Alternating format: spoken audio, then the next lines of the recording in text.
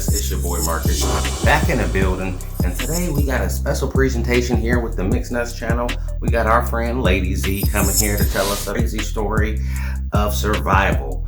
We doing a Mixed Nuts deep dive, first edition of a deep dive. Let's dig into it. Starting in 3, 2, 1, run it.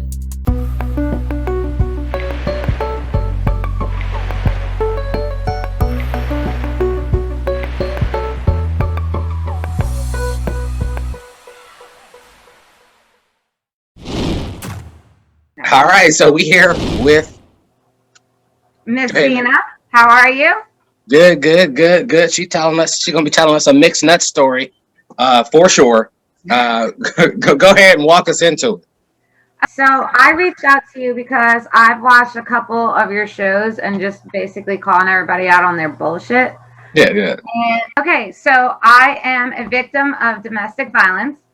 I have not only survived, but I've become a warrior, and I'm out there to support everyone who's going through it and to show them that life after is totally well worth it. It's happy, it's healthy, and you can do it. No matter how much you think you can't do it, I thought I couldn't do it.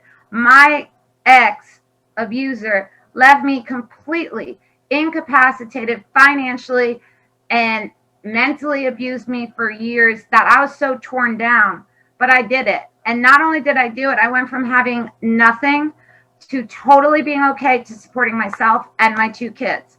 So I'm out there right now to just show everybody and give them hope and show them that with the support and we're all together, we can be stronger. Now, when I say that my story is definitely a little bit mixed over here, it's definitely nuts, okay? I will tell you that my ex, he wound up attacking me. So after he attacked me, I went on the run. And while I was on the run, I was at my friend's house and he broke in. So I'm blow drying my hair. I'm on the 2nd story and I have long hair. So I flip my hair up and he's standing in front of me on the 2nd story. We get into this huge altercation. I finally get him out of the house and we call the cops for breaking and entering, right? Cop shows up and he tells us straight up that he didn't see a door kicked in or any damage like that. And the man was claiming that the door was unlocked and the cops wouldn't press charges for breaking and entering because he had been there already. Okay. Is he a vampire? That only work with vampires. He had hung out at that house, so he did not get charged with breaking and entering. He got charged with stalking for breaking in, but never got charged with the breaking and entering at all. Okay? But you would think one time somebody gets away with this, he got away with it twice. The 2nd time was because when he broke into my friend's house, they called him up. They're like, we have a warrant out for your arrest for stalking. We suggest to turn yourself in. And now here you go. This is a little bit even more crazy. Instead of turning himself in, he put a GPS tracker underneath my car that had an extended battery that would last over 6 months. It had a box it was in that was it was waterproof, damaged. You couldn't destroy it, and it blocked all bug detectors because I had the car searched when I knew he showed up down the eastern seaboard following me about 900 miles, and he was there. I knew he was following me. No bug detector couldn't figure it out, right? So he's on the run. I know he's following me. I can't find this GPS. And then I get a phone call from this woman. The woman calls me up and she's like, we need to talk. This man was living with me since whatever happened with you guys. I guess he fed her some story. And she's like, now I know it's not true.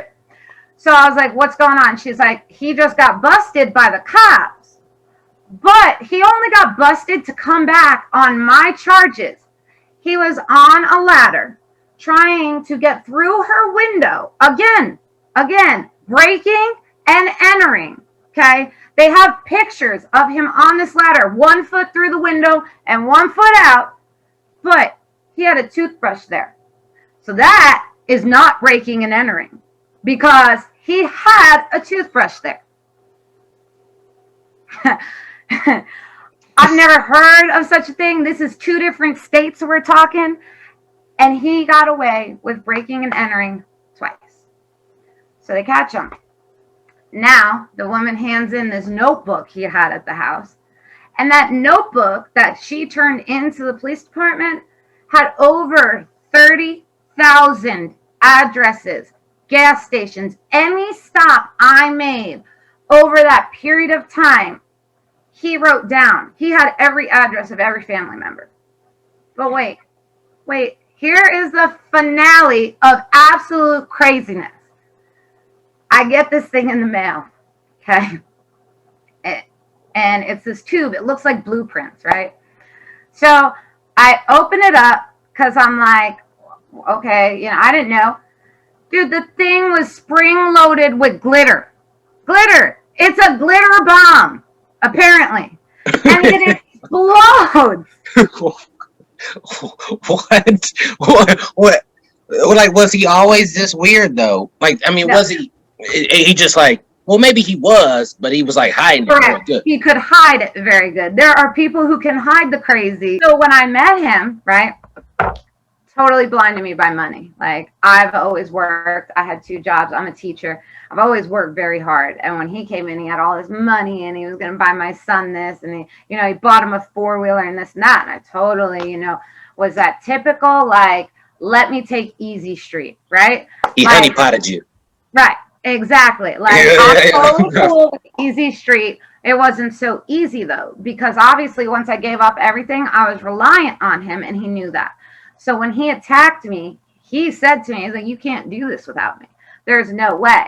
And I looked at him, and I laughed at him in the face. And he touched me one time. It got really bad, like that one time, everybody looked at me, and they're like, there's no way that was the first time he put your hands on you to get that bad. And I was like, I swear to you, I was always taught to walk out. No, that was the first time. So when I walked out, he came looking for me. Let me ask you a question, though. Was he one of those dudes that always had a shirt tucked in? No, I can't do that. Because those dudes always seem like serial killers, right? Yeah, they do. No. That's what I'm saying. He was able to hide it well. His shirt was not tucked in. So, as you know, he got me by money, right? So money is this huge blinder, and I am totally honest with everything. I have always worked 2 jobs. I've always been on my own feet. When he offered me Easy Street, I was all about it. Like, I'm not going to sit here and be like, oh, I don't know what. No, he offered me this life I always wanted. And then once I quit everything and I was dependent on him, then it was gloves off, fair game. I own you, and that's that. And then when I stood up to him is when we entered hell. When he put the GPS on, when I got this. Now, if you want just a little humor, he got arrested. He's gone to prison for that, for everything he's done. However, while he was sitting in jail after the initial arrest, I guess he had paid for this follow-up postcard from the company that sent the glitter bomb. And the postcard's called a butthurt report. So he glitter bombed you. This guy, okay, like the first lesson I'm already kind of picking up on this whole situation is, you know how you said, you got on that Easy Street? Mm-hmm. Always keep a little bit of fuck you money. You know what I mean? Yeah, absolutely. Always have that backup. Yeah. They should smell the wind in your clothes. Yeah. Like, she might leave. I better act right. You have to have that option. If you don't have that option available to you, that other person feels they don't. Please, everybody know that they don't have all the control, because you can always at any given moment take the control back. As hard as it may seem, I am proof of that. I had nothing, and now I have my own house with my 2 kids. I'm supporting them. My car is new, and I'm working it. You know what I mean? Like, I have figured it out, and the life on the other side for me is so much happier, and it's healthier, and you can see it in me, and I'm much more out there compared to when he was here. I was locking myself up. I didn't want to talk to anybody. You can't stop me now. I'm not only you can't It's good to be stop. free though. It's good to be free. Exactly. I'm free. You can't stop me. And I'm going to be out there for everyone now who's in that situation, who's trying to get out of it, or who's even in the beginning of getting out of it and they're wary. Recovery is a process. So you're going to have better days and you're going to have real crap days, and it is what it is. But what everybody has to understand is that's normal. We all go through the hard days and the good days. Don't give up. But the life on the other side, you can do it. It's worth it. And you need to, here's my line, you need to educate before it's too late. Because there's going to come a point in time where it's going to be too late. It was almost too late for me, but I got out. But you smart though, because you're not like one of those people in scary movies that be like, maybe everything's gonna be all right. You was like, nope, Run up time to the leave. stairs. like run upstairs. Let me break my leg on the way up. Like no. Exactly. Like you saw how it was about to go down, and he was like, nope, getting the hell out. Yep. And you bounce. Right. That's how you do it. And I don't want to go out there and be like, that was the first time I tried to leave. Because on average, an abusive partner can get their partner to come back 7 times. That's on average. That's typical. Okay. When I go back and calculate every time I caught him cheating on me, every time I caught him, doing something, drugs, this, that I should have left, I kind of did and then went back. So yeah, when he finally put his hands on me at that point, I did walk away. But I have already, at that point, depleted my self-respect because of all the times I let him back. But hey, it's okay. It's okay. But people like that use, what do they call it? Fake, fake grace. That's where somebody sincerely apologizes, and it sounds believable. But they're really psychopaths, so they can sincerely sound all the time. Oh, yeah. So he kind of led you into that, and then eventually you was like, "Wait a minute, you bullshitting," and then you were out. You know what I mean? Yep, exactly. But like a true manipulator is always going to use that fake grace, man. They always going to use it. When he went to court and we were in trial, okay, we were in 2 different counties. He had in one county aggravated assault, attempted rape, aggravated assault, battery, false imprisonment, and 2 counts of domestic violence. Okay, he pled out to everything. The only thing he didn't plead to was the aggravated assault, attempted rape. Yeah. I mean, so how long were you guys actually like dating? Almost 3 years. And like, how long was it? Would you say like before he got crazy? 6 months. Damn. Oh, before I got pregnant, a year. Before he went, before he started pulling his stuff, 6 months. Absolutely. I could tell you exactly when he started doing it. And I should have at that point realized, but so previous to that, I was married and me and my ex-husband were getting a divorce. So just like every abuser, really, they find you while you're down. And they build you up only to tear you down. And that's something everybody needs to know, is that they absolutely build you up only to tear you down. Don't get that twisted. Like, they do not build you up because they care. That is not why. Okay. So it was a year. Now, funny part is not really funny, but when I got pregnant, I had left him 2 days prior to taking the pregnancy test. I had legitimately picked my son. Yeah.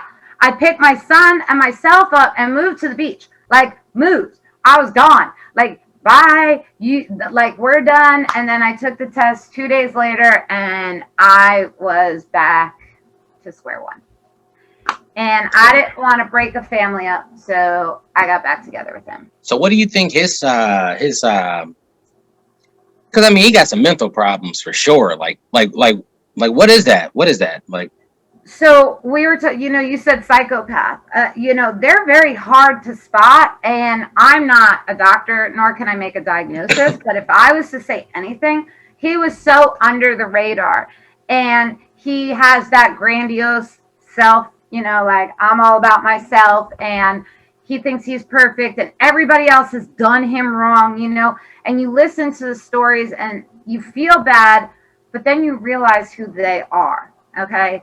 And as I said, that man thinks he thought he could get away with everything and anything he could do. When he attacked me, here you go. When he attacked me, he offered me a boob job.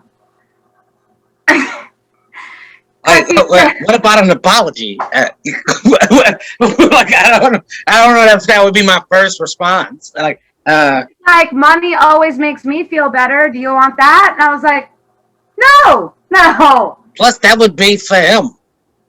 For I the want most you to part. keep your hands off me. Like, Yeah. that's what I want. Like, don't hurt me. That I don't want money in place of that. I don't want a boob job in place of that. And you're right. Who's going to benefit from that? You. I'm going to get back problems, and you're going to look good. And it's gonna make him more jealous, and he's just gonna get crazy. Right. Exactly. Oh, absolutely. That's basically And that. I never thought he was jealous because I am a mom. I stay home. I don't do anything, right? But when I left, that jealousy and that the GPS, all of that's straight up jealousy, like can't handle being rejected and all of that. And that's a lot of things about the abuser. And at first, they're going to love bomb you. Okay. It took him, after the day he attacked me, it took him 6 weeks to put that GPS on my car, because that 6 weeks, he sat there and tried to convince me he'd buy me this and he'd get me that and he would do this and I could be that family. Everything I wanted to hear. That's love bombing. They don't mean it. They legit mean none of what they say. And that's what, okay, they always say somebody like that, you grieve twice. You do. You grieve over the loss of that relationship, but then you grieve over the fact that that person never existed. You're grieving now someone that was never there. Okay, so we talked about how raising the kids, and you feel like that has something to do with the way people are coming up. We're also raising them with very limited respect right now. And that just is what it is. As a teacher, the one word I refuse to say is friends. I will not ever call my class friends. And that's like the new thing, is that you say, come on, friends, we're going to do this. Or friends, sit on the class.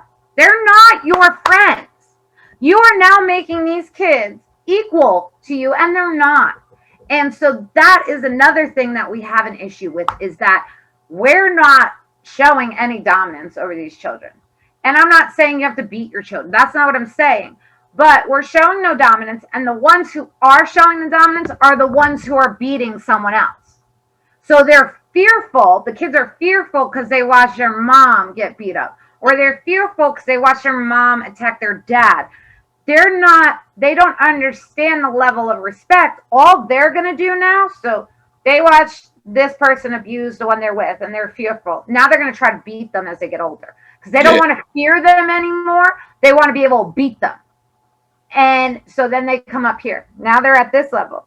So this person had some mental issues, and now you've done nothing but raise your children even 2 bars above that.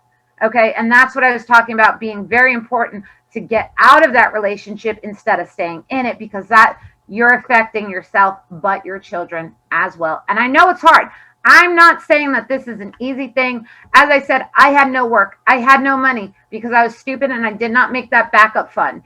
And I joke when I say I'm stupid, but a lot of women do it because a lot of people have faith, too much faith in other people. I do. I have faith that when you tell me something, your word is bond. Like, that is what it is. Like, you say something and I believe it, but you can't be like that with everybody. So that, that's just is what it is. And you have to step up and make that best choice, no matter how hard it is. And I know people who have left, and I'm not saying go be homeless, right? Because there are a lot of resources, a lot of places out there who can help you if you're leaving a situation that you have kids or whatever. There are a lot of places out there, and I'm going to do another show that has resources on that for people to follow me. Again, that's at LadyZ_2021. But there are so many places, and just know, and this is my biggest point, is that life after is possible. It's hard. The struggle's hard, but I'm there, and I'm so happy to be here. And I'm able to be there for other people, which makes me even feel better. It does. It makes me feel better. It, to me, makes me feel like I went through this for a reason. And I know that nobody should go through this, but you need to put a positive on every negative. And my positive is that this has now caused me to be able to go out and educate and stand up and make a difference maybe in someone else's life. All right, thanks for watching. If you want to support the channel, go to buymeacoffee.com/mixnuts. We got new videos coming every Monday, Wednesday, and Friday. And until next time,